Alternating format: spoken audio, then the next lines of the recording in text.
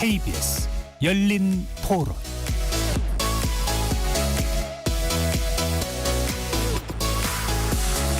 안녕하십니까. KBS 열린 토론 배종찬입니다. 얼마 전 인기 유튜브 쯔양이 전 남자친구로부터 오랜 기간 폭행과 갈취를 당한 사실을 털어놓아 사회적 공분이 일어났었는데요. 그 밖에도 유명 방송인이나 운동선수들의 교제 폭력 사건이 공공연하게 등장하며 사회적 파장이 커지고 있습니다. 최근에는 안전이별이라는 말이 유행어로 나올 정도로 교제 폭력이 사회 곳곳에 만연해 있는 상태인데요. 하지만 이를 제대로 대응할 제도적 장치나 사회적 안전망이 부실하다는 비판도 꾸준히 나오고 있습니다. 늘어나는 교제폭력 사건, 우리나라에서는 어떻게 대응하고 있는지, 이를 막을 만한 방법은 없는지 오늘 세 분의 전문가와 함께 논의해 보겠습니다. KBS 열린 토론 지금부터 시작합니다. 치열한 토론 속에서 더 나은 세상을 찾아갑니다. 올바른 세상을 만드는 첫걸음.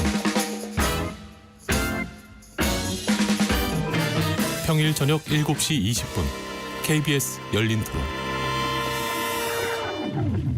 오늘 토론 함께해 주실 세 분 소개합니다. 김효정 한국여성정책연구원 선임연구위원 나오셨습니다. 네, 안녕하십니까. 민고은 한국여성변호사의 인권이사 자리해 주셨고요. 네, 안녕하세요. 허민수 국회 입법조사처 입법조사관 나오셨습니다. 예, 반갑습니다. 네, 어서 오시고요. KBS 열린 토론 문자로 참여하실 분은 샵 9730으로 의견 남겨주실 수 있습니다. 단문 50원, 장문은 100원의 정보 이용료가 붙습니다.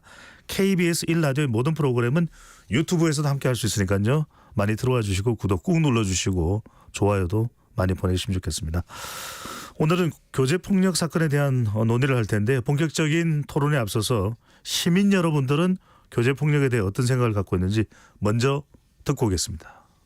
교제폭력이 있음으로 인해서 그거를 그 누구도 도와주지 못한다라는 절망감이 엄청 클 텐데, 그런 걸 좀 사회적으로 좀 보듬을 수 있는 제도가 좀 있어야 된다고 봅니다. 피해자 입장에서 얘기를 하고 싶지만 1, 2년 만에 다시 나와서 나한테 보복을 할 수도 있고, 이런 부분들도 굉장히 심리적으로 포기하게 만드는 그런 요인이 될 것 같아요. 그래서 처벌이 강해져야 된다라는 거는 당연한 부분이라고 저는 생각을 합니다. 교육을 하지 않으면, 우리가 사전에 이런 것들이 학습이 되어 있지 않으면 본인이 당했을 때 그게 교제폭력이라는 것도 인지를 못할 것이고, 어떤 것이 교제폭력에 해당되는지 이런 매뉴얼들도 만들어지고 어릴 때부터 학교를 중심으로 그런 것들이 배포가 되고 알게 되어진다라고 하면 서로가 조심하지 않을까라는 생각을 하게 됩니다. 단순히 연인들끼리 싸워가지고 문제가 생겼다라고 보기보다는 교제폭력으로 이어지는 부분에 대한 전문 인력들이 이거는 진행을 해야 된다라고 생각을 하거든요. 결국은 처벌이 약해서 모든 게 생긴다고 생각을 해요. 우리나라는 너무 법이 물러간 것 같아요. 그래서 일단 처벌은 굉장히 강력해져야 한다고 생각을 하고, 벌을 줘야죠. 왜 무슨 인권이니 이런 걸 따지면서 본인 가족이 당하면은 그 인권이란 말을 할 수가 있는지 저는 그 사람들도 이해가 안 가고, 어쨌든 공권력이 좀 강해져야 된다고 생각을 하고요. 피해자를 위한 법도 만들어야 되지만 이거를 철저하게 검증할 수 있는 시스템이라든지, 처음에 초기 신고를 하게 되면은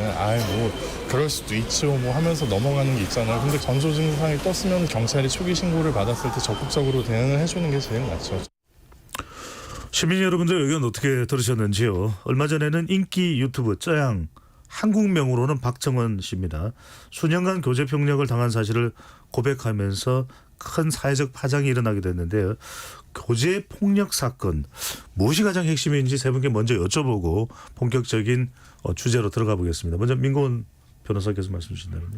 네, 결국 교제 폭력이라는 그 이름에서도 알 수 있듯이 그 교제 관계가 특징이라고 볼 수 있는데요. 그 부분이 다른 범죄와 비교되는 특수성이라고 볼 수 있습니다. 허 조사관께서는요. 그러니까 이게 친밀성이 그 중심에 있다 보니까 친한 관계잖아요. 가장 예. 잘 알고 서로 아끼는 관계고 좋아하는 관계다 보니까 이게 아마 사안이 경미할 것이다. 둘이 화해하면은 굉장히 간단하게 해소될 수 있는 문제다. 여기에 공권력 개입되는 건 낭비 아닌가라는 그간의 시각이 얼마나 편협하였는가를 지금 온 국민이 체감하고 있다라고 생각합니다. 지금 뭐 호초상께서 말씀하셨는데 이 사안의 심각성을 따져보면은 그냥 남녀 간의 커플의 문제인데 왜 그러느냐, 뭐 이런 것이 그동안 가장 큰 문제로도 지적이 될 수 있는데, 김여정 연구위원께서는 어떻게 보시는지요? 그 교제 폭력의 특성에 대한 그러한 잘못된 이해 그리고 통념에 대한 계속된 유지가 가장 큰 문제라고 생각을 하고요. 교제 폭력의 통념에 대한 이해와 더불어 피해자의 관점에서 피해자의 안전을 어떤 식으로 보장하고 일상 회복을 도울 수 있을까에 초점을 맞춘 논의가 이루어져야 된다고 생각합니다. 정말 중요한 말씀이 어떤 성격인 것인지를 정확히 이해하는 것, 그리고 얼마나 심각한 건지, 그리고 또 피해자에 대한, 주로 여성들이 많긴 합니다. 여성들에 대한 피해자에 대한 보호가 좀 선제적으로 이루어지지 않으면 또 때를 놓친다는 이런 문제도 있는데, 먼저 허 조사관께 여쭤보고 싶은 게 실제로 어떻습니까? 더 이 교제폭력 관련된 부분이 더 늘어났습니까? 통계상으로 네. 보여요. 네. 그리고 뭐 잘 가정폭력과 같이 교제폭력도 잘 겉으로는 드러나지 않는 경우들이 많다는 것도 문제일 것 같고요. 암수범죄, 대표적인 암수범죄인 거죠. 범죄가 밖으로 드러나기 어려운. 예. 근데 제가 통계상으로 늘었다라고 말씀드렸는데 2017년도에 3만 5천 건 정도 신고 건수. 근데 예. 6년 만에 이제 지난해죠. 2023년 7만 7천 건으로 2배 이상 늘었어요. 그러니까 이제 많은 분들이 실제 범죄가 늘은 것도 사실이고, 그리고 신고를 조금 더 적극적으로 하고 있는 거 아니냐, 이런 분석도 가능해요. 근데 저희가 여기서 또 주목할 건 뭐냐면 구속률은 2017년도에 3.5%였거든요. 예. 굉장히 작죠. 구속돼야지만 피해자가 그나마 안전을 보장받을 수 있거든요. 일단 분리되어 있으니까.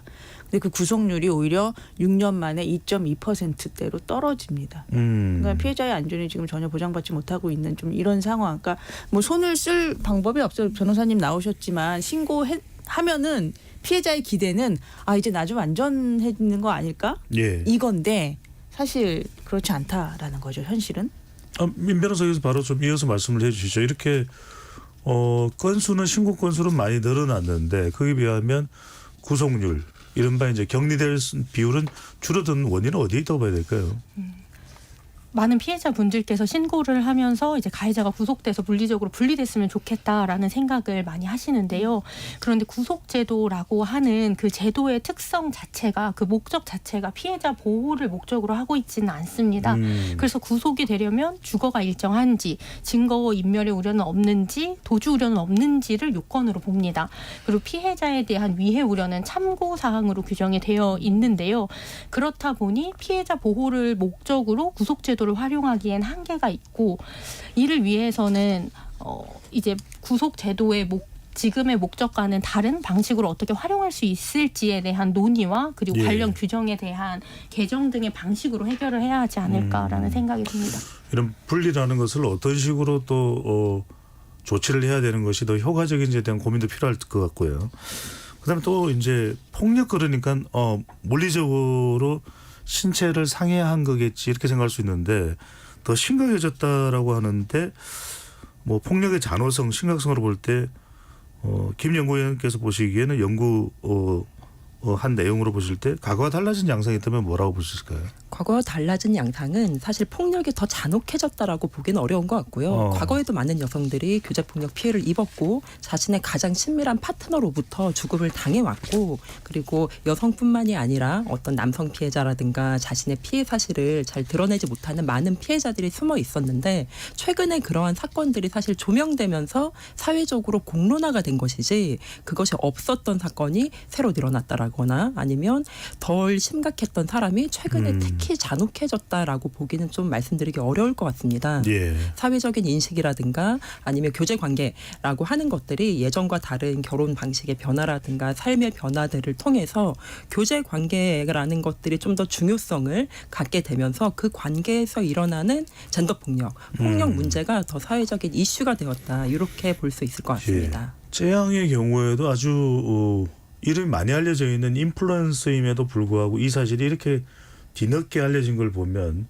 참 이게 잘 공론화되지 못했다고도 볼 수 있는데, 허 조사관께서 보시기에는 이 심각성, 또 잘 드러나지 않았던 부분 어떻게 볼 수 있을까요? 저는 지금 김 박사님 말씀하셨는데 저는 조금 흉포화된 면도 있는 것 같아요. 이제 뭐 망치, 스패너 뭐 이런 거 막 등장하기도 하고, 또 검색해서 완벽한 범죄를, 그 완전 범죄를 꿈꾸기도 하고, 조금 더 중요한 거는 이제 기술 매개 폭력이라는 거예요. 뭡니까? 그게 뭐냐면 이제 GPS 추적 장치 같은 거 달아놔서 예전에도 이제 배우자 살인 같은데 이혼한 배우자 살인 같은데 차에다가 몰래 그거 달아놓는 거예요. 예. 그래서 어디 있는지 추적해서 그 시간에 딱 나타나서 딱 살해하는 거.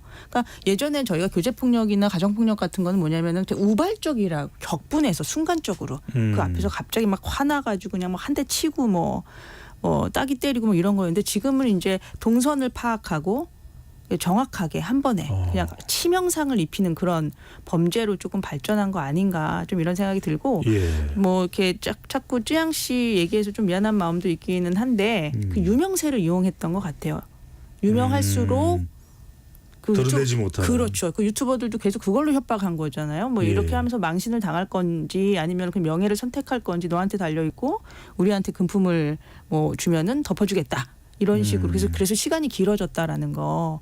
사실 이 범죄를 아까 전에 암수 범죄라고 잠깐 말씀드렸는데 친밀성이 개입되면은 피해자가 그 운신의 폭이 굉장히 좁아져요. 그래서 이게 밖으로 알려지는 것이 부끄럽기도 하고 뭐 부모님한테 죄송하기도 하고 또는 자기 주변인들이 다칠 것 같아서 걱정이 되기도 하고 예. 뭐 이런 것들하고도 관련이 있는 거죠. 이런 것들을 이용하는 거죠, 가해자들이. 그렇군요.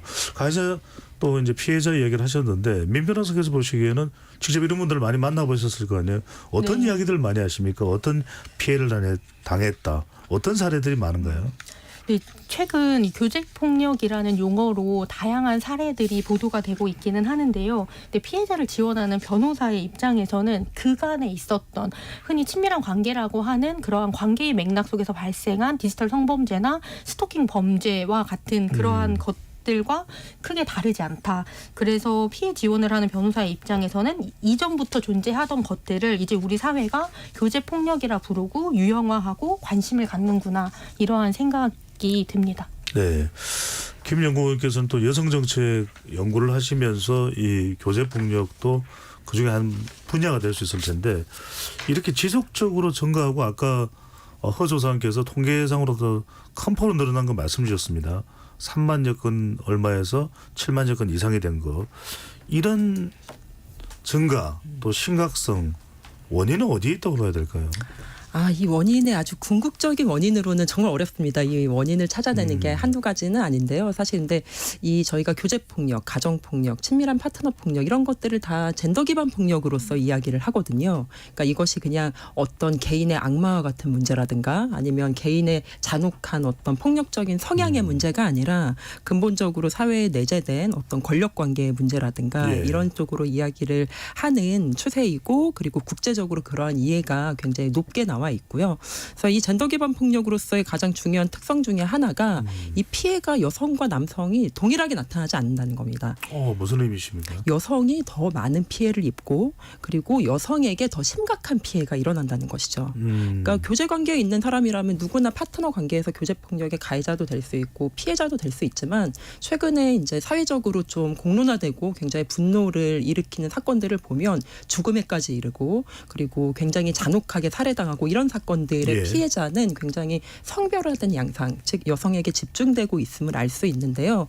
이것이 젠더 기반 폭력으로서의 여성 폭력의 특징 중 하나이고 그 내용이 여성에게만 폭력이 이런다는 의미가 아니라 그 가해자와 피해자 사이에 존재하는 권력 관계에 대한 이해가 필요하다.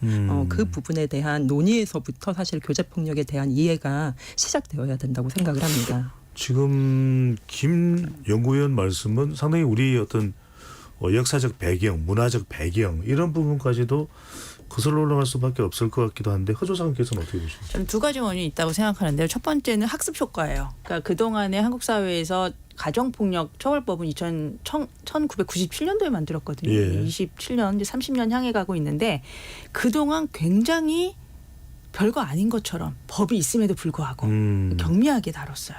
그 학습 효과다. 이게 뭐 가족 간에 이렇게 범죄가 일어나도 그냥 다 서로 그냥 화해해라, 그냥 용서해라, 그냥 상담받고 말아라. 이러다 보니까 뭐 연인 간에 뭐 헤어지면 그만인 이 관계에서 일어나는 일을 누구도 심각하게 생각하지 않은 거. 요게 이제 첫 번째 학습 효과고 두 번째는 저는 여성 혐오 현상하고 이제 우리 김 박사님 말씀하신 거랑 동일한 맥락인데 점점 이제 성평등해 지고 있는 건 맞죠. 과거랑 비교한다면 그러다 보니까 남성들이 이제 주로 이제 가해자들이 남성이다 보니까 자신들의 입지가 좁아지고 내가 권력을 많이 부릴 수 있는 영역이 축소되는 거에 대한 불만들이 지금 있거든요. 근데 이거를 공식적으로 표출을 못 해요. 그렇게 하면은 이제 사회생활하고 이런데 뭐 동료 관계에도 문제가 있기 때문에 그래서 그렇죠. 겉으로는 나도 성평등주의자야라고 하는 척하지만 그 내재된 그 분노 있잖아요.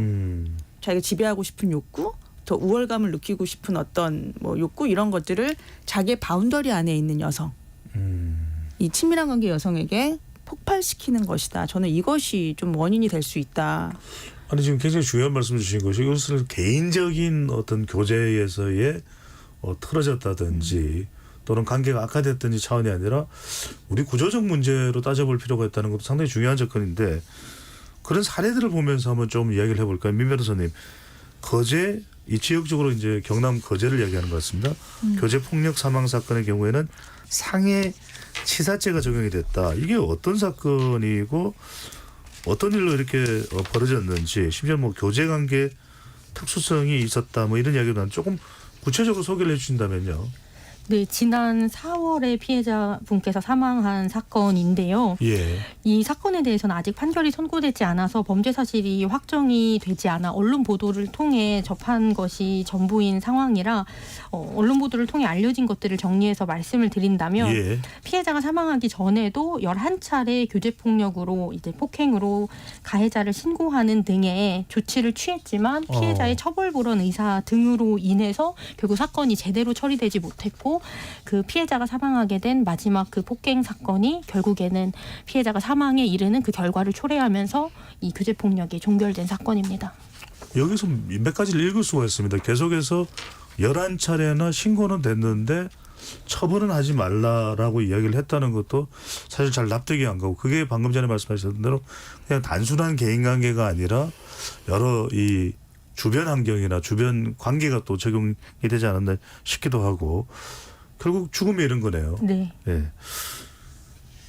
김 위원님께 또 여쭤봐야 될 내용도 있습니다만 그 전에 민 변호사께 좀 추가적으로 또 이런 사례들이 있으면 우리가 뭐 말씀해 주실 수 있는 범위 내에서 몇 가지 사례를 좀 이야기해 주시면 이 부분을 가지고서 어떤 것이 원인이 되고 어떤 심각성이 존재하는지 좀 한번 이야기를 나누면 좋을 것 같습니다. 네네.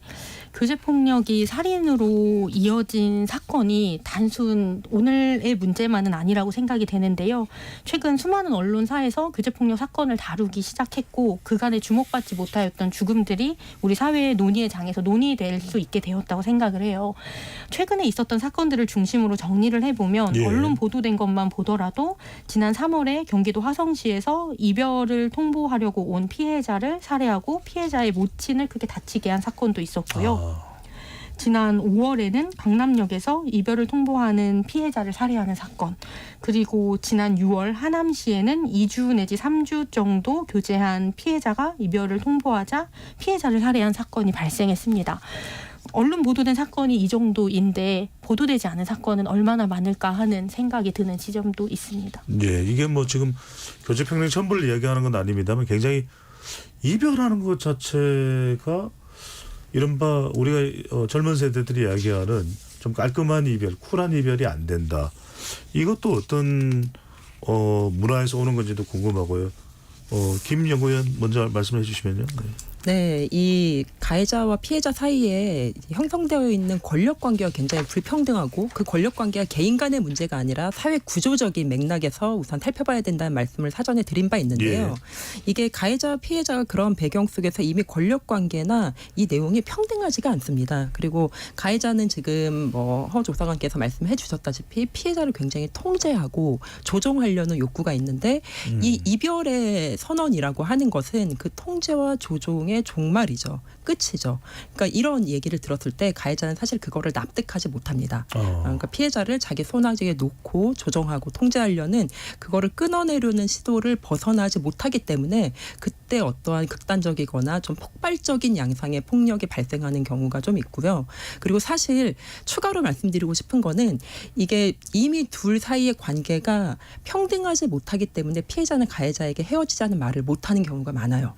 그러니까 이미 피해자는 내가 헤어지자고 얘기할 때 무언가가 발생할 것, 어떠한 폭력 피해가 있을 것이라는 것, 이 자신의 안전이 보장받지 못할 것이라는 것, 이 굉장히 낮은 이제 검거율에서 보여주듯이 그런 부분이 있기 때문에 사실상 이별을 통보하지도 못할 뿐더러 이별을 통보했을 경우에는 그 폭발적인 양상이 살인으로까지 이어질 수 있다는 어려움 때문에 이별을 통보하지 못하고 계속 관계를 종속된 관계를 이어가거나 아니면 이별을 통보함으로써 살인에까지 이르는 처참한 결과가 나타나고 있는 것이 아닐까 이런 생각이 듭니다. 아니 극단적 결말입니다. 허 선생 만났으면은 뭐 좋을 수도 있고 계속 좋을 수도 있고 헤어질 수도 있고 이런 건 응당 발생할 수밖에 없는 것인데 관계가 좋을 때는 이런 문제가 별로 없겠죠. 아주 관계가 좋고 서로를 존중하고. 그렇죠.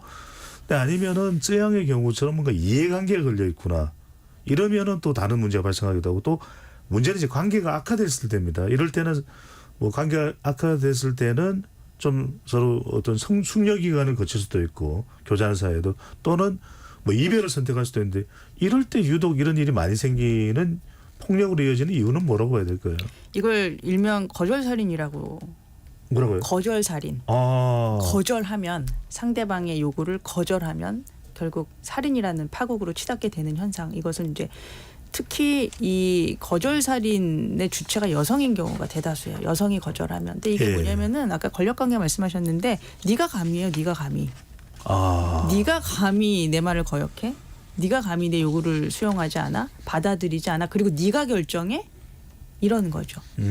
그래서 이거는 내가 너에 대한 그 권한이 나에게 있다. 너를 처벌할 자격이 나에게 있어라는 굉장히 잘못된 인식을 가지고 있는 사람들의 문제라고 할 수 있어요. 그런데 예. 이 사람들이 어떤 무슨 뭐 정신병 때문에 이런 것이 아니라 이 사회에서 그렇게 훈련되고 학습되고 그것이 나의 권리다라고 잘못되게 입력된 뭐 이런 결과인 거죠. 그래서 저희가 이거를 이제 시스템의 문제라고 얘기를 하는데 문제는 아까 말씀하신 것처럼 피해자는 자기에게 다가오는 엄습해오는 죽음의 공포를 이미 눈치채고 있어요. 알고 있어요. 피해자들은. 그래서 이제 수사기관 공권력에다가 호소를 하는 건데 변호사님 설명해 주신 것처럼 처벌불원이 있어요. 거제살인 같은 경우에도 그리고 또 하나의 맹점은 뭐냐면은 피해자들이 폭행 피해를 당하면서 쯔양도 여기 굉장히 많은 상처가 남았는데 그 방어훈이라고 그러거든요. 예. 맞거나 너무 고통스러운 경우에는 상대방을 움켜잡거나 뭐 핥히거나 이런 게 이제 폭력을 당하는 중에 생긴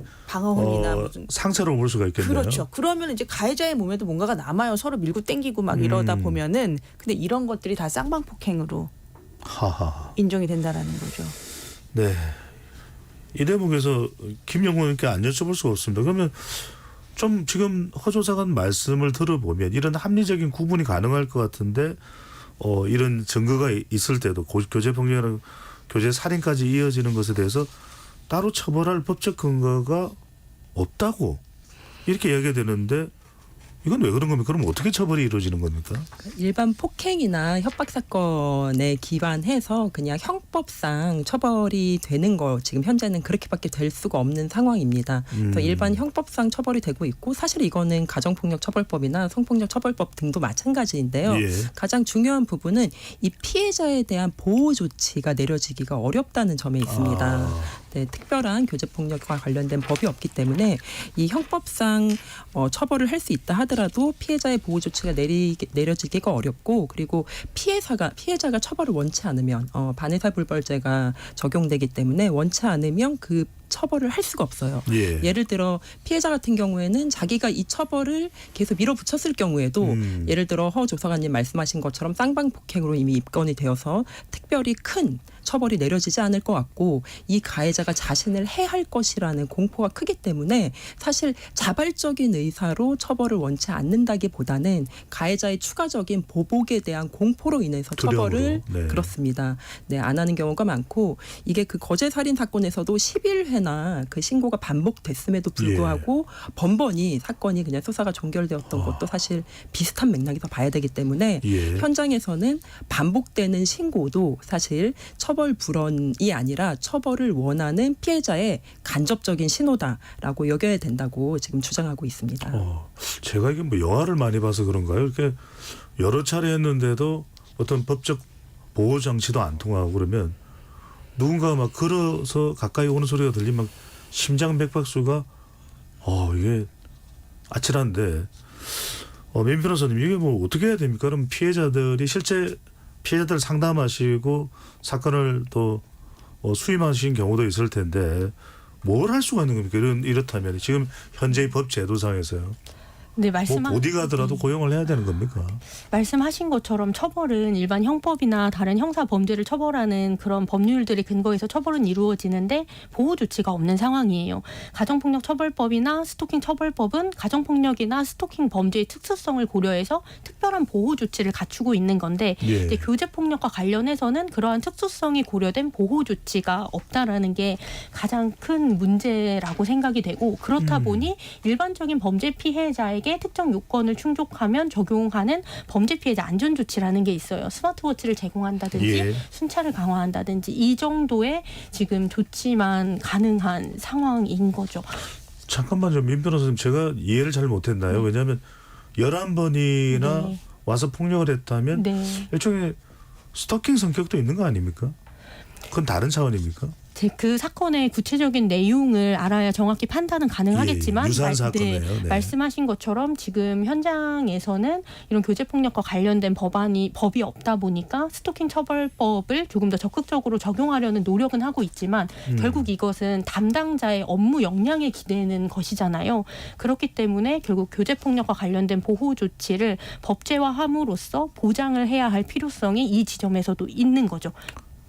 참 이게 너무나 중요한데 허조선 이게 첨언할 부분이 뭐냐면 아까 지금 우리 진행자분께서도 아니 스토킹법이 있고 11번이나 그랬으면 이거 스토킹법으로 처벌할 수 있고 그거 거기에 잠정 조치 적극금지 명령 다 있는데 왜 그러냐. 그러니까요. 스토킹법에 아주 중요한 문구가 하나 있어요. 상대방의 의사에 반하여 정당한 사유 없이. 근데 이게 연인 관계다 보니까 수사관들은 정당한 사유가 있다라고 보는 거예요. 왜냐하면 상대방은 내가 사과하기 위해서 관계를 회복하기 위해서 자꾸 찾아가고 뭐 다시 만나고 다시 한번 좀 구애하기 위해서 자꾸 찾아가고 그리고 이제 아까 전에 우리 김 박사님께서 말씀하신 것처럼 피해자가 공포에 떨면서도 단호하게 끊어내지 못하는 경우가 있다라고 했잖아요. 그러니까 이것도 경찰들이 보기에는 명시적인 의사를 표현하지 않았는데 이렇게 해석이 가능하니까 그 법을 적용하는데 사실 어려움을 겪고 있는 거죠. 김 위원님 그럼 이게 일종의 사각지대입니다. 사실은 남보다도 더 멀어진 사이가 이미 됐는데 교제를 했었다는 사실만으로 이게 적용이 안 되고 또 경찰에 신고를 하더라도 경찰 탓하는 건 아닙니다. 연인 사이 아니냐 좀 어떻게 하해해봐라. 이렇게 또 조정 쪽을 더 강조하기도 하고 이런 맹점이 있네요. 네, 맞습니다. 지금 그래서 이 교제폭력 피해자의 보호에 초점을 맞춘 여러 가지 법 제도적인 사각지대를 메꾸어야 된다는 이야기가 많은데 사실 이 현장에서 활동하시는 분들이나 경찰관들의 가장 큰 고충 중에 하나도 이걸 어떻게 처벌할 법적인 근거가 없다. 지금 지금 같이 말씀 나누고 있는 두 분께서 말씀해 주셨다시피 이 법적인 근거가 없으니까 처벌하기가 어렵고 그리고 그렇다 보니까 피해자는 이 사법 시스템이나 법 제도에 대한 효과가 없다고 생각을 합니다. 근데 이게 해외 연구에서도 이게 다 증명이 된 바 있는데 그러니까 어떤 식으로 피해자들이 신고를 하느냐. 지금 이것이 암수범죄다라고 이미 허 조성환께서 말씀해 주신 바 있는데 이 암수범죄의 특성이 무엇이냐면 우선 사회적인 시스템에 대한 굉장한 불신. 이 사회가 나를 지켜주지 못할 것이다. 그리고 폭력에 대한 공포. 가해자가 나에게 보복을 할 것이다. 그리고 마지막으로 신고를 해도 내 안전이 보장받을 수 없을 것이다. 근데 지금 민 변호사님 말씀해 주신 대로 신고를 해도 그냥 어떤 정당한 허 조사관님 말씀대로 정당한 이유가 있고 연인 간의 관계고 그리고 그것이 스토킹이 아니라 그냥 싸우고 신고해서 또 신고 들어왔네 이런 식으로 처벌이 돼버리면 사실 스토킹이랑 관련된 잠정 조치라든가 어떤 피해자 보호 조치가 있어도 그런 거를 활용하지 못하고 그냥 사건이 종결되고 11차례 번이나 신고가 됐어도 예. 사실 피해자를 위한 어떠한 보호 조치는 이루어지지 않는 경우가 많은 거죠. 이럴 때 분명히 우리 현명한 우리 애청자분들이 분명히 질문을 지금 했을 겁니다. 허 조사관께서 또 국회 입법조사처에 계시니까 아니 이게 말이 됩니까? 이렇게 심각한데 국회 입법조사처에서 양형 기준도 없고 또 감형까지도 될 수 있는 그런 솜방망이라면 뭔가 교제폭력처벌법 같은 걸 왜 안 만드십니까? 질문할 것 같거든요. 맞습니다. 지금 그래서 22대 국회 시작된 지 얼마 되지 않았지만 이미 3건의 법률안이 발의되어 있는 상태입니다. 계류 예. 중이라고 하죠. 그래서 이제 그 상임위에서 이 법률안을 심사하는 단계, 이제 빨리 심사가 돼서 어떻게든 결론이 나와야 하는 지금 그러한 단계입니다. 법률안은 발의되어 있어요. 예. 한 건은 두 가지 형태인데 한 건은 교제폭력범죄의 처벌 및 피해자 보호 등에 관한 특례법, 별도법, 제정법인 거고요. 그 또 다른 한 건은 이미 있는 법률인 가정폭력 범죄에 관한 처벌법을 개정하자. 개정발이군요. 네. 이 지금 투 트랙으로 지금 대안을 좀 마련하고 있기는 합니다. 예. 자, 뭐 통과 여부도 발의되는지 여부 등등 이제 다 검토되고 있을 것 같은데 김영국 의원께서는 역시 이제 교제 관계라는 게 이제 교제 폭력 이른바 이제 영어로는 우리가 뭐 데이트 폭력 이야기하지 않습니까? 아직 부부 관계는 아닙니다. 뭐 가정 폭력 더 심각한 경우 또 더 많은 사례들이 있습니다만 여성정책연구원에서 검토되고 있는 처벌 법안이나 양형 기준에 대한 필요성 등 이런 건 어떻게 보시는지요? 지금 조사관님께서 말씀해 준 것과 비슷한 양상으로 가고 있습니다. 사실 이 22대 국회 이전에도 관련된 법안이 굉장히 많이 발의가 됐었거든요. 근데 크게 두 가지 유형. 하나는 데이트 폭력. 그 당시에는 교제 폭력이란 용어보다는 데이트 폭력이란 용어가 더 많이 쓰였는데요. 그러니까요. 네. 데이트 폭력과 관련된 별도의 특별법을 마련하자가 한 축에 있고요. 그 다른 한 축에는 가정폭력 처벌법 등 가족관계의 변화라든가 이런 것들을 고려해서 그 가정 구성원의 범주를 넓혀서 교제 관계에서 발생하는 폭력도 규율할 수 있도록 하자. 이렇게 두 가지의 커다란 흐름이 있고 이 각각의 이제 장단점과 장단점과 이제 명암이 있는데 그거에 대해서도 사실 좀 이야기를 할 필요가 있다고 생각이 됩니다. 예. 특례법 등이 된다 그러면 이제 가중 처벌이 될 수 있는 그런 이제 법적 기반도 만들어 민 변호사께서는 법조유리신이니까 이런 양형 기준이 만들어져야 된다. 또는 특수성도 좀 고려돼야 된다. 이런 부분은 어떻게 보시는지요? 네, 당연히 특수성이 고려되어야 한다고 생각을 하는데요. 근데 이 법안과 관련해서는 결국 교제폭력이라고 하는 것이 다른 범죄와 중첩되지 않고 이것만 일어난다라고 보기는 어렵고 다른 범죄들과 중첩된다는 면에서 하나의 개별적인 특별법을 만드는 것도 의미는 있지만 그것보다는 그 특수성을 반영할 수 있다면 기존 법률에 포함해서 규정하는 것도 바람직할 수 있겠다라는 생각을 하고 있습니다. 구체적으로 어떻게 해요? 다만 가정폭력 지금 논의되는 범주 안에서 이야기를 한다면 예. 가정폭력 처벌법이 가장 근접할 것으로 보이는데요. 그런데 가정폭력 처벌법에 그간 제기되고 있던 문제점들이 있습니다. 그 가정에서 일어나는 범죄라는 그 특수성으로 가정의 회복을 목적으로 해서 처벌보다는 교화의 방식을 택하자라는 것인데요. 그런데 그것은 가정이 어느 정도의 기능을 유지하고 있을 때의 이야기이지 기능을 하지 못하는 그러한 가정에서는 적용되기가 어렵거든요. 예. 그렇다 보니 가정폭력 처벌법은 처벌되지 않는 법이다라고 이야기가 될 정도이기 때문에 가정폭력 처벌법에 교제폭력을 포함시킨다면 가정폭력 처벌법은 상당히 많은 부분 개정이 되어야 될 것으로 보입니다. 그런데 오 조사님이 가정폭력법을 범죄에 둔다면은 이거는 가정이니까 네. 그 가정이 깨지지 말고 그 내에서 이루어지는 폭력이니까 네. 뭐 심지어는 가족 내에서 아동 폭력도 발생할 수가 있는 것이고요. 그 회복을 위한 목적 차원이면 데이트는 전혀 또 다르게 볼 수도 있을 것 같은데 이거는 아직 가족이 구성되지도 않았고 네. 정말 남녀 간의 네. 사랑으로 만나는 관계에서 물리적인 폭력이 행사되는 것인데 어떻게 보시는지. 이렇게 가정의 회복을 입법 목적으로 두고 있는 사례가 없습니다. 해외 법률을 다 뒤져봐도. 가정폭력 처벌법은 가정폭력 범죄를 처벌하겠다, 가해자 처벌하겠다, 피해자 보호하겠다 이거를 목적으로 해야 되는 것이지 가정을 회복하겠다거나 가정을 다시 뭐 평온한 가정으로 다시 만들어야 된다 이렇게 목적 조항이 되다 보니까 예. 피해자들이 보호를 받지 못하고 어떻게 뭐 가해자 고소할 거예요? 뭐 남편 뭐 전과자 만들 거예요? 이러면서 이제 처벌 불허할 수밖에 없는 그런 상황에 내몰렸잖아요. 그리고 저희가 아까 말씀드렸다시피 지금 30년이 다 되는 동안 이 법 처벌받지 않는 법이다. 이 법은 무용지물인 법이다. 그래서 이번에 일거양득의 효과를 노리고 싶은 거예요, 사실은. 전면 개전하고 있는 거예요. 여기서 작동하지 못하는 거 다 드러내고 예. 교제관계 집어넣으면서 정말 친밀한 관계에서 일어나는 범죄는 가중처벌한다. 지금 네덜란드, 독일, 캐나다 가중처벌하고 있어요. 헝가리, 이탈리아에서는 전 연인 간에 스토킹 범죄 일어나면 가중처벌합니다. 예. 그래서 이거를 더 위험한 범죄로 보고 있는 거예요. 친밀성이 개입되어 있는 사이에서 폭력 범죄가 일어나거나 살인 사건의 전조 증상인 스토킹이 일어나면 이거는 엄하게 처벌하겠다. 근데 우리나라는 완전히 반대로 가고 있는 거거든요. 그래서 이참에 그간 잘못 만들어졌던 이 법을 다시 전면 새롭게 고치자. 예. 엄격하게 하자라는 그런 취지가 좀 반영될 필요가 있다라고 생각합니다. 이 지점이 상당히 중요해 보입니다. 김영구 의원께서는 추가적으로 좀 보태주신다면요. 네, 이게 교제관계 가정폭력처벌법이 가정이라는 단어를 달고 있는데 지금 한국 사회에서는 가족 내 가정이라는 것이 혼인이나 혈연관계에 의해서 구성된다라는 인식이 굉장히 강합니다.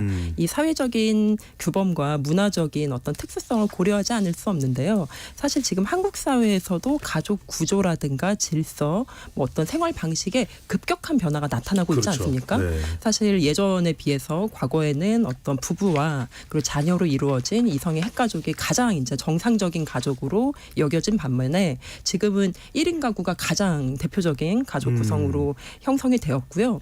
그렇기 때문에 이 가정의 개념과 범위가 무엇인가에 대한 근본적인 고찰, 즉 가정폭력 처벌법을 개정을 해서 그 안에 교제관계를 넣는 게 너무 좀 가정이 가능하냐 교제관계가라고 하는 부분에 있어서 사실 교제하는 관계로서의 범주도 가능하다라고 생각을 합니다. 또 이 해외 사례에서도 또 여러 가지 시사점을 얻을 수가 있는데요. 예를 들어 한국 같은 경우에는 아직 결혼을 중심으로 가정을 구성한다. 이것이 굉장히 강합니다. 아니면 그렇죠. 혈연관계. 맞습니다. 하지만 해외에서는 친밀한 파트너십의 구성이 결혼에 한정되지가 않아요. 네, 생활 동반자 관계라든가 아니면 OECD 평균 혼 외출산율이 얼마인지 아십니까? 42% 정도 됩니다. 사실 그리고 프랑스와 같은 유럽 국가에서는 3명 중에 2명의 아기가 결혼하지 않은 부모로부터 태어나고 있고요. 네. 지금 이런 흐름에서 벗어나고 있는 나라는 단 3나라인데요. 동아시아 3개국입니다. 한국과 일본과 대만. 그렇기 때문에 사실 이 동아시아 3개국이 갖고 있는 공유하는 어떤 문화적인 특성에서 지금 전 세계적인 흐름에서 조금 천천히 따라가고 있기는 하지만 이러한 사회 구조적인 변화, 가족의 개념에 대한 변화는 굉장히 거스를 수 없는 사회적인 패러다임이기 때문에 교제관계를 어떻게 가정의 개념에 포함할 수 있을 것인가라는 부분에 있어서 그 핵심을 결혼 여부에 두는 것이 아니라 예. 친밀한 관계를 형성했는지 여부에 둠으로써 저는 그 문제의 해결은 가능하다고 여겨집니다. 예, 굉장히 중요한 말씀이고 제가 이런 얘기 잘 아는데 오늘 방송만큼은 전 국민이 반드시 들어야 되지 않을까 이런 생각도 듭니다. 자, 토론이 진행되는 동안 많은 청취자분들께서 의견 보내주셨습니다. 어떤 내용인지 확인해 보겠습니다. 정의진 문자캐스터.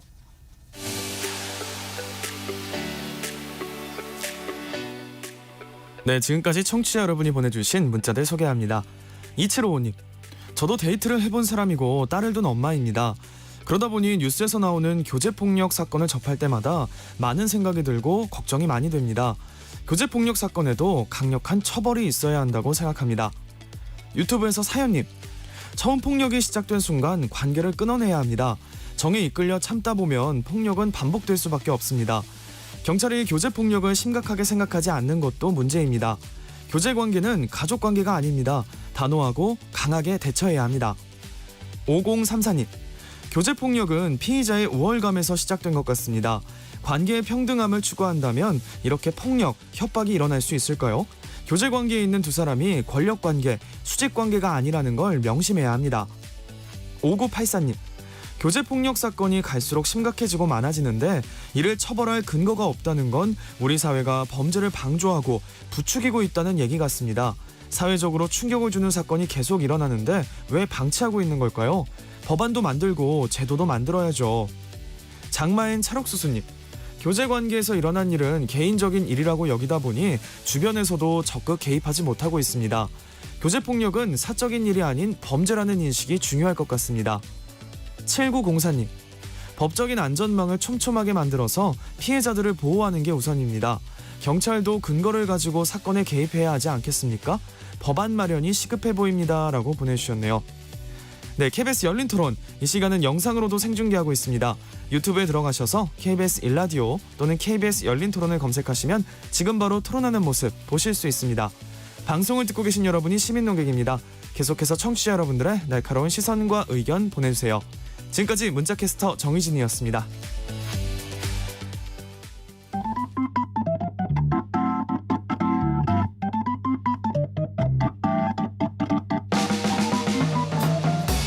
세상을 바꾸는 질문, 열린 토론이 시작합니다. KBS 열린 토론은 언제나 열려 있습니다. 단문 50원, 장문 100원의 유료 문자 샵 9730 그리고 KBS 어플리케이션 콩으로 여러분의 의견을 남겨주세요. KBS 열린 토론 2부 이어가겠습니다. 교제 폭력에 대해서 이야기 나누고 있습니다. 스튜디오에 민고은 한국여성변호사의 인권이사, 허민숙 국회 입법조사처 조사관, 김효정 한국여성정책연구원 선임연구위원 세 분과 함께하고 있습니다. 교제폭력 관련된 대책, 또 관련된 법안 이야기 좀 더 나눠보도록 하겠습니다. 교제폭력에 이제 처벌 조항이 없다 보니까 이 반의사 불벌죄, 그러니까 처벌을 하라라고 하는 의사가 없으면 가해 용의자를 처벌하지 않는 걸 말하는 맞습니다. 표현인 거죠. 네. 반의사 불벌죄. 이 적용을 배제해야 된다라는 주장도 제기되고 있는데 민 변호사께는 어떻게 보시는지요? 네, 그 피해자의 의사에 반해서 처벌할 수 없다라고 하는 것인데 이러한 반의사 불벌죄 규정에 의미가 있는 상황도 있을 수 있겠지만 이런 친밀한 관계에서 발생하는 그 범죄에서 피해자의 진정한 의사가 과연 처벌 불원이 맞을 것인가의 문제도 있을 수 있기 때문에 이러한 특수성을 고려한다면 반의사 불벌죄의 적용은 회의적이라고 저는 생각을 하는데요. 예. 그런데 또 반의사 불벌죄를 폐지한다고 해서 해결할 수 있느냐라고 했을 때 반의사 불벌죄가 폐지돼서 신고소를 하면 처벌받는 그런 구조가 된다 하더라도 피해자가 본인이 어떠한 피해를 입었다라는 것을 진술하지 않으면 그 범죄 사실을 증명하는 게 쉽지 않습니다. 그리고 처벌을 할 수 있는 형사소송 절차가 진행이 된다고 하더라도 이제 피해자가 가해자의 관계나 다른 여러 가지 사정 등으로 인해서 이제 가해자와 합의를 하는 경우가 있을 수도 있고 아니면 가해자의 입장에선 내가 더 낮은 처벌을 받기 위해서 피해자에게 처벌 불원서를 써달라라고 강요할 수도 있는 문제가 그러네요. 있기 때문에 근본적인 해결은 되기는 어려울 수는 있겠지만 반의사 불벌죄가 가질 수 있는 이 친밀한 관계에서의 문제점은 분명히 존재하기는 한 상황입니다. 예, 그래서 없애야 된다, 적용을 배제해야 된다는 얘기 나오는데 혹시 허 조사관께서나 또는 김효정 연구원께서 해외 사례는 어떻게 되는지 혹시 알고 계십니까? 해외에서는 이런 경우에 반의사 불벌죄가 적용이 됩니까? 깜짝 놀랄 거예요 아마. 미국 판사들이 한국 사회에서 여성들이 처벌 불원하거나 합의해주면 감형되거나 없던 일이 된다라는 얘기를 들으면 진짜 깜짝 놀라는 거예요. 왜냐하면 이건 전혀 상관없다. 피해자가 합의를 해줬는지 아니면 피해자가 용서했는지 처벌하지 말라고 탄원하는지는 우리는 관심 없다. 왜냐하면 우리는 뭘 위해서 일을 하냐면은 공공의 이익, 사회 안전, 다른 사람들의 안전, 국민의 안전, 시민의 안전을 위해서 일하는 거기 때문에 가해자 처벌한다라는 그 원칙을 고수하는 것이 이것이 그 법원 관계자들이 해야 될 일인 거지 피해자를 바라보면서 어떻게 처벌을 원하는지 아니면 이미 용서했는지 화해했는지는 이 범죄를 단죄하는 것과는 전혀 관련이 없다. 이렇게 얘기를 하고 있어요. 제가 이 처벌 불원 제도를 보면서 굉장히 안타까운 지점이 뭐냐면은 우리 사회가 좀 가부장적인 사회라고 한다라면 여성의 말에 무게를 두거나 여성이 하는 말을 잘 믿거나 그러질 않아요. 여성들이 어떤 피해 사실을 굉장히 저는 믿습니다. 네, 그러시겠죠. 그런데 여성들이 피해를 얘기를 하면은 좀 의심스러운데 진짠가 아니면 꾸며낸 거 아니야? 이런 의심을 하는데 여성들이 뭐 할 때 단번에 믿어버리냐면 처벌 불원할 때 묻지도 않고 따지지도 않고 바로 믿어버려요.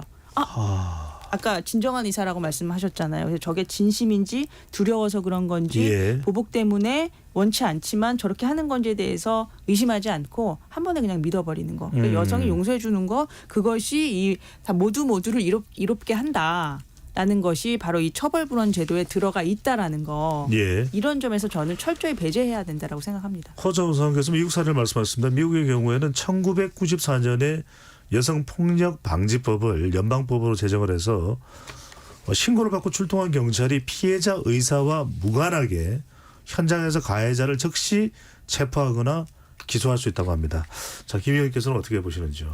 네, 미국에서는 그런 내용에 대해서 굉장히 강력한 처벌을 내리고 있는 국가 중 하나인데요. 대표적으로 덜루스 모델을 들 수 있을 것 어떤 같습니다. 내용입니까?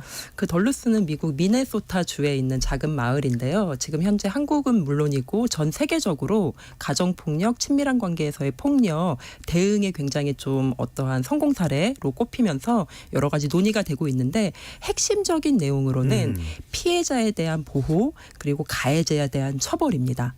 근데 그 내용이 사실 강력한 처벌과 강력한 보호라는 점이죠. 대표적으로 지금 사회자님께서 말씀하신 것처럼 예. 과거 80년대까지만 해도 미국에서도 뭐 가정폭력이 일어나면 뭐 뺨을 때렸다, 뭐 약간의 신체적 폭력이 일어났다, 그럼 그냥 경범죄로 처리가 되었어요. 근데 그 미네소타 덜루스 마을에서 최초로 경찰이 출동해서 현재 가정폭력 사건이 벌어졌다는 정황을 인정할 수 있을 만한 어떤 상황이 있는 경우에 그 자리에서 가해자를 의무적으로 체포하는 제도를 도입합니다. 의무적으로 체포해야 됩니다.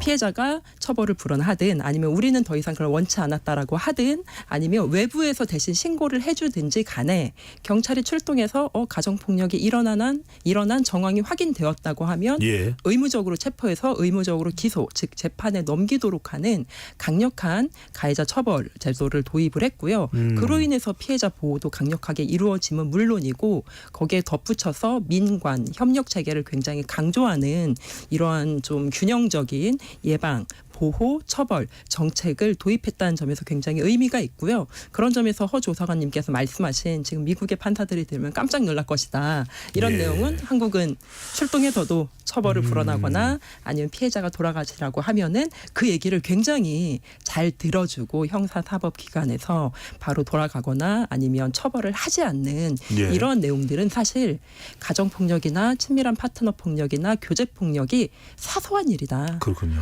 개인적인 일이다라는 통념의 반영에 다름 아니라고 생각합니다. 알겠습니다. 우리 KBS가 전 세계로 지금 또 방송이 나가고 있기 때문에 미국에서도 확인하고 있지 않을까라는 생각이 드는데요. 덜루스에서는 가해자가 폭력을 휘두르면 72시간 동안 구속이 된다고 합니다. 자, 이런 상황인데 참 또 미묘한 지점도 있습니다.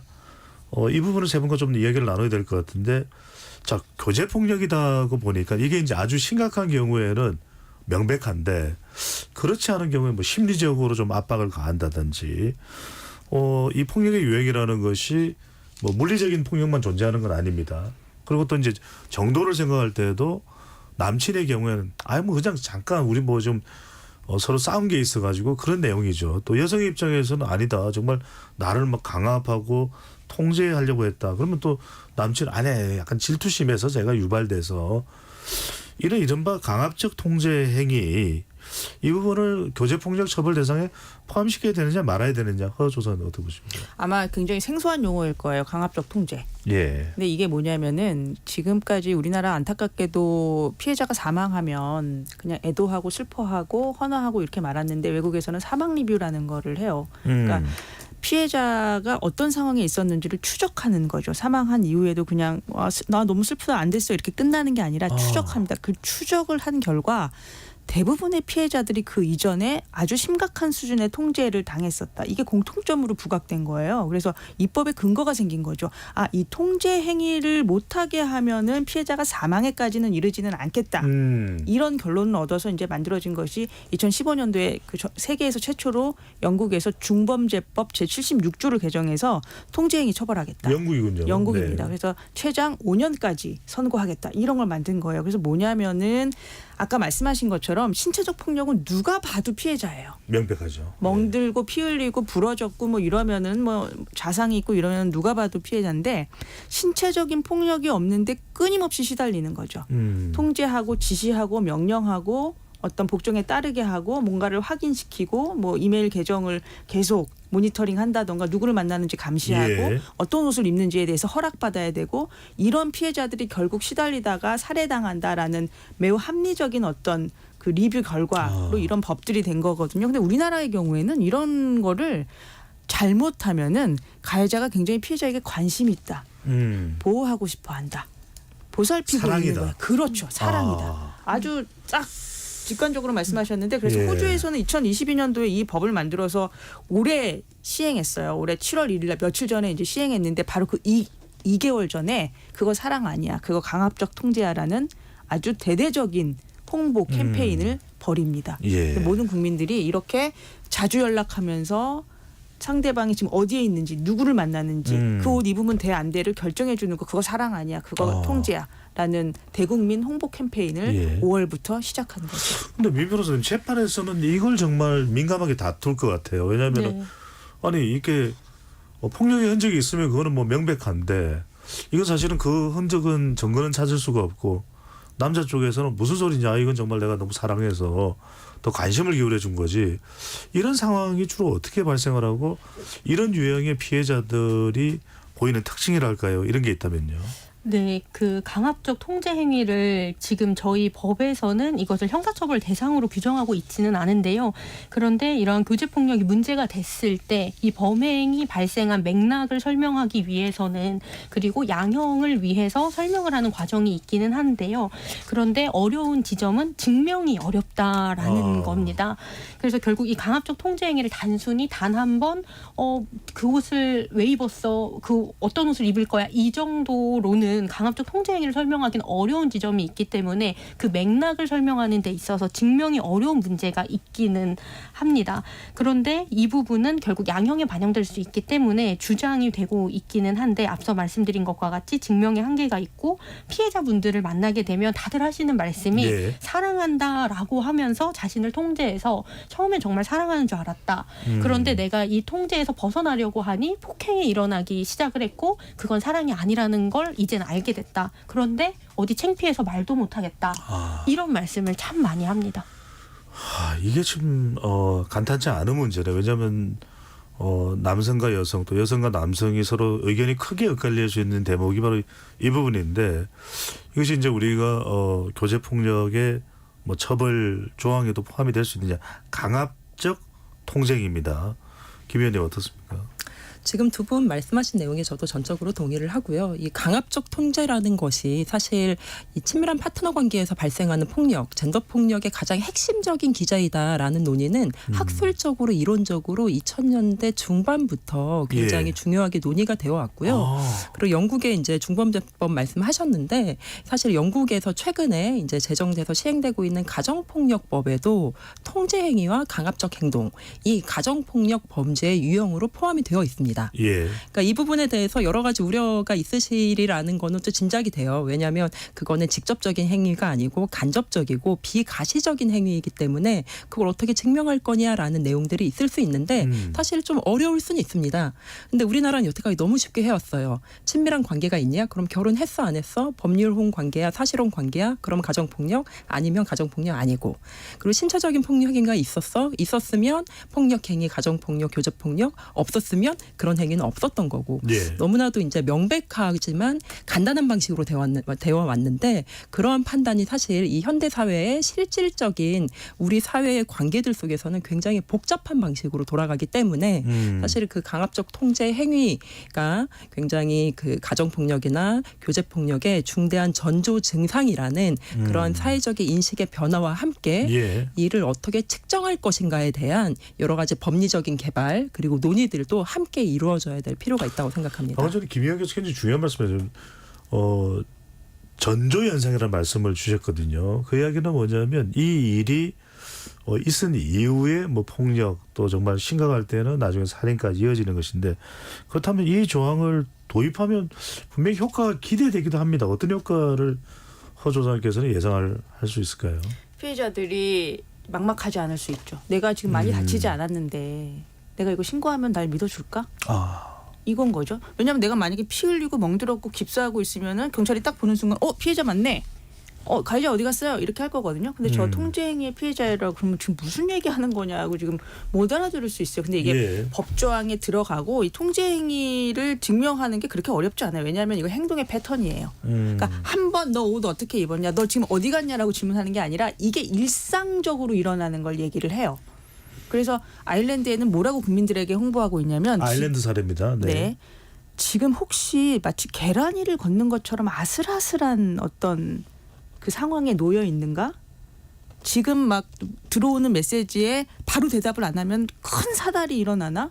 만약에 그런 상황이 있다면 당신은 강압적 통제의 피해자입니다. 이렇게 국민들에게 홍보하고 있어요. 저는 그래서 정말 상대방을 제압하고 통제하는 상황이라면 사실 폭력을 쓸 필요조차 없어요. 왜냐하면은 어떤 말 한마디 또는 눈빛만으로도 상대방을 공포에 질리게 할 수 있거든요. 그래서 저는 이 법조항이 들어오면 피해자들이 수사기관에서 저 지금 폭력의 피해자입니다. 지금 신체적으로 다치진 않았지만 엄청난 고통과 공포 속에 있습니다라고 얘기할 수 있는 그 근거가 생긴다라는 점에서 매우 중요하다라는 거죠. 임 변호사님, 그런데 뭐 제가 일어나지 않은 일이기 때문에 그렇긴 합니다만 자칫 이게 좀 과용될 우려는 없을까요? 그러니까 조금 관계가 안 좋은데 그냥 관계가 안 좋은 정도를 뛰어넘어서 남성일 수도 있고 여성일 수도 있겠지만 나는 강압적 통제 지금 행위에 압박을 받고 있다 이러면은 상당히 이게 또 문제시 될 수 있고 처벌받을 수도 있거든요. 어떻게 보시는지 과용의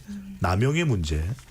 네, 그 강압적 통제 행위라고 하는 걸 규정할 때에도 결국에는 이것이 비가시적인 거기 때문에 어느 정도까지 규정할 것이냐의 문제가 생길 수도 있을 텐데요. 그런데 이 부분이 명확하게 규정되어야 한다라는 것은 형사처벌의 관점에서는 상당히 엄격하게 바라보게 됩니다. 근데 이것을 보호조치로 바라본다면 조금 관점이 다를 수가 있을 텐데요. 그래서 제가 말씀드리고 싶은 부분은 처벌도 중요하고 하지만 이제 보호 조치와 관련해서 이 강압적 통제 행위가 중요한 의미를 가지리라 생각이 됩니다. 네. 그래서 교제 폭력과 관련된 법제화가 이루어질 때 이 강압적 통제 행위에서 다음 단계로 나아가지 않도록 그 중간을 끊어줄 수 있는 국가의 개입에 대한 근거가 마련되어야 하지 않을까라고 생각이 되고 그렇다면 지금 말씀해주신 그러한 지적들에 있어서 어느 정도 보완이 될 수 있지 않을까라는 생각이 듭니다. 그게 우려된다고 구더기 무서워서 장 못 담그는 상황이 돼서는 안 된다. 하지만 그 남용에 대해서는 어쨌든 보완도 필요하다면 해야 될 일 아니겠냐라는 말씀인데 자, 이 대목에서 이야기 좀 할 수밖에 없을 것 같습니다.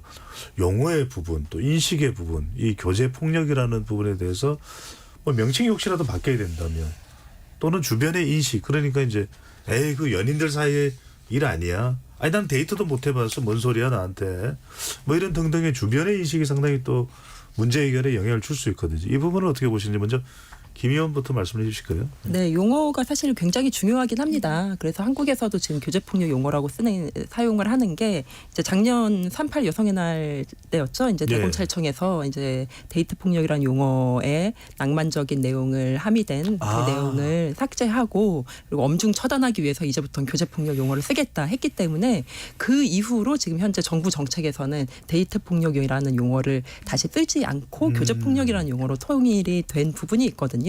사실 이 데이트 폭력, 교제 폭력에 함의된 낭만적인 부분을 삭제하고 이 부분을 엄중 처단하겠다라고 하는 그 의도와 그리고 이제 그런 것들은 아주 좋았다고 생각을 합니다. 근데 사실 이 교제 폭력을 다시 영어로 번역하면 어차피 데이팅 바이올런스예요. 그리고 만약에 정말로 데이트 폭력 용어가 낭만적이어서 교제 폭력 문제가 해결되지 않은 것이라고 한다면 지금 이제 정부에서는 아무도 데이트 폭력 용어 안 쓰는데 지금 그 문제가 해결이 되었어야 되는데 해결이 안 되고 있지 않습니까? 그래서 그러한 방식으로 보았을 때 이 용어 문제는 중요하긴 하지만 그 내재된 특성에 대한 이해 그 부분이 좀 더 선행되어야지 그 용어 내용도 같이 용어에 담지된 그 의미도 같이 그렇죠. 좀 해결될 수 있지 않을까. 용어만의 문제는 아니다. 네, 그렇게 생각을 합니다. 소장님께서는 어떻게 보십니까? 국민 공감대라든지 주변의 인식 변화 이런 걸 좀 불러올 수 있는 방법요. 저는 지금 우리 사회가 하도 이런 일을 겪다 보니까 국민들이 예전처럼 또는 많은 시민들이 그거 뭐 연인들이 알아서 해야 될 일이고 굉장히 사적인 일에 우리가 뭐하러 개입해. 저는 이 수준은 아니라고 생각해요. 오히려 지금은 어떤 수준이냐면 피해자를 닥달해요. 너 왜 빨리 안 헤어져? 너도 이상하다. 답답해 죽겠어. 빨리 너도 단호하게 대처해. 네가 지금 너무 뭐 아직도 좋아하는 거야? 이런 식으로 피해자를 다그치는데 사실 피해자는 어떤 일을 하고 있는 거냐면은 가해자의 난폭성을 알기 때문에 섣불리 대응하지 않는 거예요. 왜냐하면 섣부르게 대응했다가는 더 악화될 수 있죠. 악화될 수 있고 자기 죽을 수도 있고 지금은 뭐 부모님까지 찾아가서 살해하고 주변인들 살해하기 때문에 이거 굉장히 상대방을 달래면서 자신의 안전과 주변인의 안전을 확보하고 있는데 이게 옆에서 볼 때는 계속 만나고 있는 것처럼 보이고 끌려가는 것처럼 보이고 이러니까 이제 피해자한테 계속 이제 뭐라고 하는 거예요. 그래서 피해자가 사망한 사건에서도 지금 친구들이 뭐라고 증언했냐면 정말 지금 생각해보니까 너무너무 미안했다. 너무 마음 아프다. 혼자 그렇게 고군분투하고 있었는데 거기에 대고 계속 질책을 했다라는 거예요. 왜 그렇죠. 빨리 안 헤어져 이러면서. 송아리를 하고 있는 사람한테요. 그러니까요. 네. 그래서 그 오해 지금 피해자가 고립되는 거거든요. 그러면 피해자가 더 이상 말하지 못해요. 그러니까 저희 사회 전체 사회 구성원들이 피해자 고립시키지 않도록 그 맥락이 어떤 것인가에 대한 것까지 이제 이해할 단계가 네. 되었다. 저는 이런 생각하고 예. 있습니다. 민 변호사님 실제로 이제 이 피해를 당한 사람들은 바로 이제 민 변호사님 같은 이제 변호인들한테 찾아갈 가능성이 상당히 높습니다. 최근에 이제 피해자 보호를 어떻게 하면 법적인 보호도 중요하겠지만 그 또 과정 또 경찰에 신고했지만 당장 보호를 받지 못하는 그런 또 그 시점도 있지 않겠습니까? 그 과정 시간 여성가족부에서 상담과 긴급 보호 또 법률 구조를 제공하는 원스톱 맞춤형 지원책을 내놓게 됐는데 어떤 점이 좀 더 적극적으로 강조되고 좀 보완이 돼야 될까요? 말씀하신 부분들도 의미 있는 정책들이라고 생각은 되는데요. 그런데 교제폭력 피해자가 원하는 것이 무엇일까를 생각해보면 가해자로부터 분리돼서 안전하게 살고 싶다거든요. 그럼 결국 보호 조치가 이루어져야 하는데 가해자와 분리되려면 가해자의 기본권을 제한하는 방식이 수반될 수밖에 없습니다. 그런데 가해자의 기본권을 제한하는 방식이라면 법률상 근거가 있어야 하고요. 예. 그런데 현재 그것이 없다는 거고 그것이 없다 보니 사실 교제폭력 피해자분들이 저에게 와서 피해 사실을 이야기하고 근데 저 보복당하면 어떡하죠? 라고 말했을 때 변호사인 저조차도 명확한 답을 내놓기가 쉽지 않습니다. 예. 지금이 이런 것이 현실이라는 거죠. 예. 김 의원님 그래서 또 우리 이제 오늘 토론 끝나기 전에 좀 여쭤봐야 될 게 강제추행이나 성폭력 범죄 같은 경우는 판단 기준을 동의 여부 이렇게 변경해야 된다는 주장이 나옵니다. 그죠? 이 교제폭력에도 이 부분을 좀 적용할 수 있을 부분으로 봐야 될까요? 어떨까요? 동의 여부요. 저는 이 성폭력 범죄의 판단 기준 그리고 교제폭력과 관련된 범죄의 판단 기준을 그 피해자의 자발적이고 자유로운 동의 여부로 해야 된다는 거에 굉장히 중요한 부분이라고 생각을 예. 하고요. 이거는 국제사회의 공고뿐만이 아니라 교제폭력의 특성과 굉장히 연관되어 있습니다. 교제폭력 같은 경우에는 가해자들이 아까 말씀하셨지만 피해자들에게 굳이 최협의에 그러니까 직접적인 뭐 폭행을 가하거나 협박을 할 필요가 없습니다. 그냥 헛기침 한 번 아니면 눈빛 한 번 어떠한 제스처나 뉘앙스 한 번만으로도 피해자를 공포에 질리게 하고 그거를 자신의 의견대로 동의하게 적으로 따라오는 것처럼 만들게 할 수 있기 때문에 저는 최근에 그거를 강제된 동의라는 방식으로 명명을 하기도 했었는데요.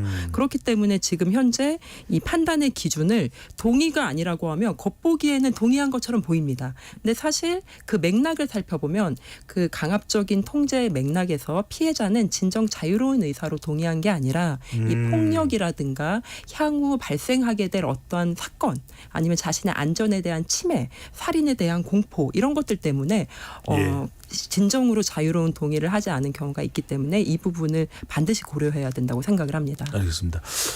허조상께 이것도 좀 여쭤보겠습니다. 이렇게 이제 입법할 때 주로 이제 이 교제폭력의 피해자들이 여성이지만 남성들이 이런 이야기도 할 수 있을 것 같아요. 이 교제폭력 이야기에 나오면 남성들은 다 범죄자가 된 것 같다. 이거 너무 지나친 거 아니냐. 오늘도 뭐 KBS 열린 토론에 여성 세 분이 나와서 그냥 남성 성토하는 거냐. 이런 의견을 분명히 이야기하시는 분들이 있을 것 같거든요. 어떤 답변을 해줄 수 있을까요? 남성 피해자가 없는 게 아니죠.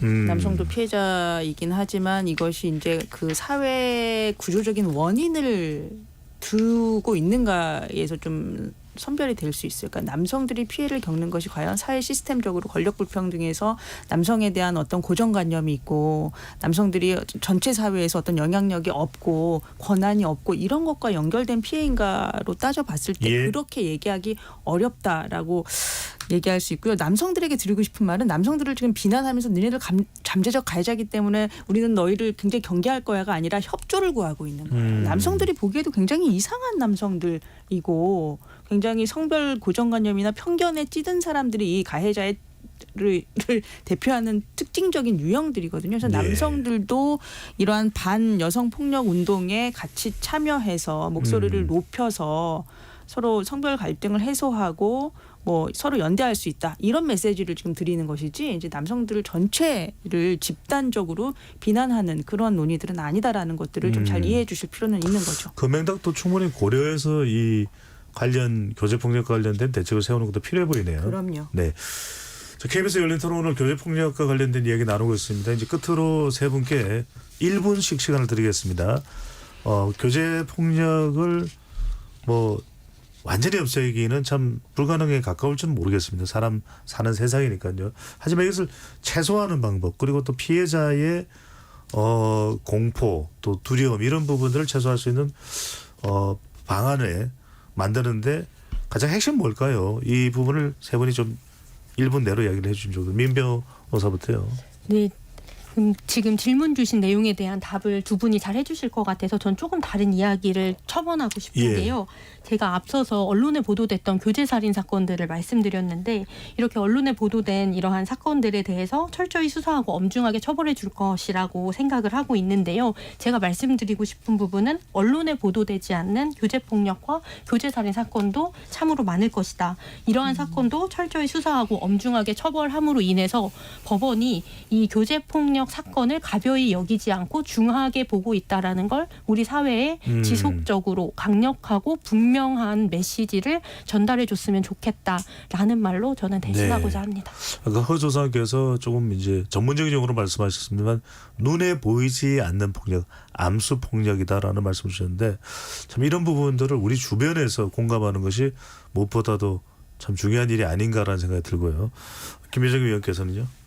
네, 우선 저는 정책 연구를 하는 입장에서 그리고 이 연구자의 입장에서 예방과 그리고 피해자 보호와 처벌 이것이 굉장히 균형 있게 이루어져야 되는데 사실 이 세 가지 중에서 뭐가 제일 중요하냐라고 하면 예방입니다. 왜냐하면 예방은 사전적인 조치이고 피해자 보호와 처벌은 사후적인 조치이기 때문인데요. 이 교제폭력을 예방하기 위해서 그럼 어떻게 해야 되느냐 굉장히 근본적인 문제인데 사실 이 강압적인 통제 행위가 범죄라는 것 그리고 교제 관계의 상대방은 상호적으로 존중하고 평등해야 되는 관계이지 서로 위계적인 관계가 아니라는 것에 대한 사회 전반적인 인식이 변화되어야 될 필요가 있고요. 이러기 위해서는 예방에 초점을 맞춘 근데 그 예방이 어떤 행위는 폭력적이니까 하지 마가 아니라 전 사회적으로 평등한 사회를 만들어 나가고 상호 존중하는 관계를 만들기 위한 노력이 지속적으로 전개될 필요가 있다고 생각합니다. 허 조사님께서는? 저는 지금과 같은 그 피해자를 숨겨주는 방식은 이제 그만해야 된다. 피해자에게 안전한 여기 거주 공간을 마련해 줄게요. 숨어 있어요. 라는 것은 효과적이지 않습니다. 피해자가 그럼 고립돼요. 단절되고 직장도 못 나가고 학교도 그만두고 이사 가고 사라져 버리는 거죠. 저는 지금 이 방식을 채택하고 있는 것은 가해자 처벌이 미약하다 보니까 지금이 최선이어서 이런 방식을 채택하고 있는데 저는 이거 지향해야 된다고 생각합니다. 가해자의 활동 범위를 축소시키고 여성이든 남성이든 그 잘못된 행동에 대해서 지적하고 비판하고 그리고 안 되겠다라고 남성들도 같이 목소리를 높이는 거 저 이거 필요하다라고 알겠습니다. 생각합니다. 네. 오늘 KBS 열린 토론에 교제폭력 토론이 건절에 좀 도움이 되면 좋겠습니다. KBS 열린 토론 이것으로 모두 마무리하겠습니다. 세 분 토론 감사합니다. 고맙습니다. 감사합니다. 지금까지 KBS 열린 토론 배종찬이었습니다.